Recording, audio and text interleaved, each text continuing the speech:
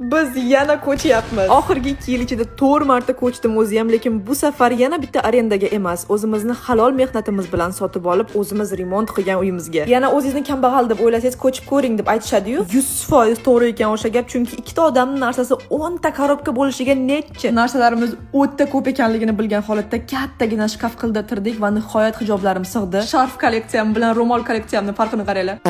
Nima ko'proq kiyishim sirrozi bilinib qoldi. Tunishingiz uchun oq paketda mana oyoq kiyimlarim, qorasida Timurning oyoq kiyimlari. Girl, 4 ta oyog'im bor deb bo'linglar shekilli. Shu shkafga sig'dirdim hammasini deb xursand bo'lib turdim. Hali yana целый коробка oyoq kiyim kutib turgan ekanman. Bu уже ertangi Faridaning muammosi, meni hozirgi muammoim bu pelenalniy stolik. Endi meni pelenalniy stoligim bor. Guys, mechta sбываются. Birinchiga chiroyli qilib tagiklarini taxladim, ikkinchisiga bolamni cho'miltirish uchun kerak bo'lgan narsalar va uchinchisiga plyonkalarni qo'ydim. Kechqurun Timur bilan tezda bolani uxlatib o'zimiz ham yotib uxladik, chunki ertaga ish ko'p. Va tayyor uyni ko'rishni xohlasangiz obuna bo'lib qo'yishni unutmang.